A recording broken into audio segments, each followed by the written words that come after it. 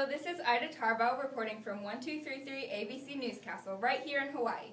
Today is December 6th, 1941, and we have just received word that Japan is planning on attacking the United States tomorrow.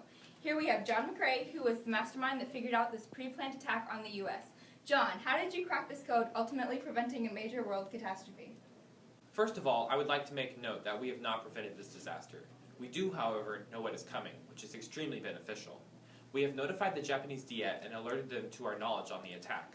Hopefully this will make them reconsider the attack, knowing that the U.S. is prepared to retaliate. Second of all, I was easily able to crack the Japanese codes, seeing as how they were simply written in traditional Japanese caricature.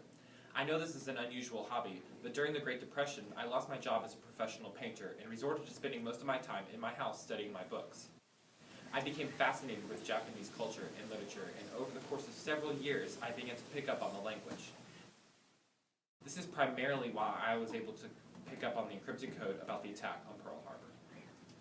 That was fascinating. You will forever be remembered in history for preventing a major war.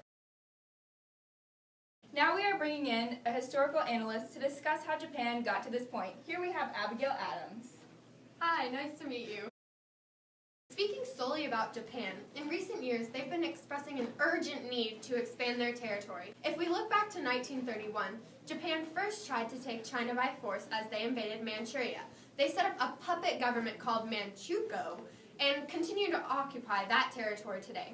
Through this action, they completely disregarded the open door policy and have been since shunned by the League of Nations. From this point, their urge to expand has only grown stronger, apparently to the Pacific and even the United States. Another factor to take into account is their extreme sense of nationalism. We've seen this in patterns of intense nationalism not only in Japan, but also Germany and Italy. In short, this nationalism makes them a power that will stop at nothing until they succeed. Very insightful. Moving forward, are there any other factors that might influence the development of a possible war? Well, a major threat to the U.S.'s stability currently is the obvious fact of the Great Depression. We are inherently not in our strongest position right now, and our economic state is not prepared to fight a war, I fear. For instance, most individuals in our country are unemployed and are now living on very little standards. Franklin Roosevelt's New Deal is supposed to help provide more jobs and government programs for our country, but only time will tell if this will truly be the case. Hopefully we can turn the tide of the country around and prepare to defend ourselves if necessary. Thank you for your time, Abigail. Moving on, let's pull a random citizen from the streets and get their opinion on the future. Hey, over there, can I grab you for a quick interview? Sure. Hello, my name is Ida Tarbell, and I'm a reporter from 1233 ABC Newscastle, reporting on the recent prevention of the Japanese attack. What is your name? Adelaide Stone. Okay, I know that this information is now common news, so I would like to get your opinion on what you think will happen within the next 2 weeks in regards to potential conflict with Japan and the U.S. Because we never officially joined the League of Nations, we're not bound by the disarmament agreement. The United States retains the right to defend themselves against any threat of an oncoming attack. Hopefully, Japan has received word of our awareness of their plan and has chosen not to attack. But in the case of an attack, we are still able to become armed and defend our country. Do you believe that our country should seek peace with Japan by keeping in line with the original neutrality agreements?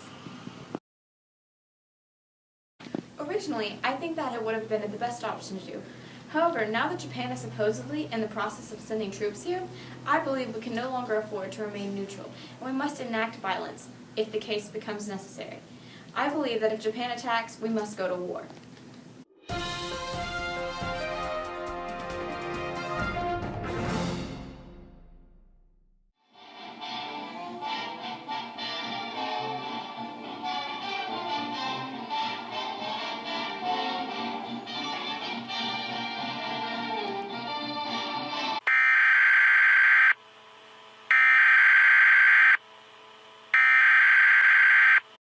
Amazing news! The governor of Hawaii just announced that Japan's naval fleet has aborted their mission and is now returning to the mainland.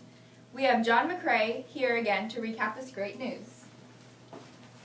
Yes, so I was able to intercept their SOS radio transmission, and I have gotten 1233 ABC Newscastle to include the clip in this segment. ちょっとあんた何やってんの？俺ラーメンじゃない、店もんじゃないんだからね、これ。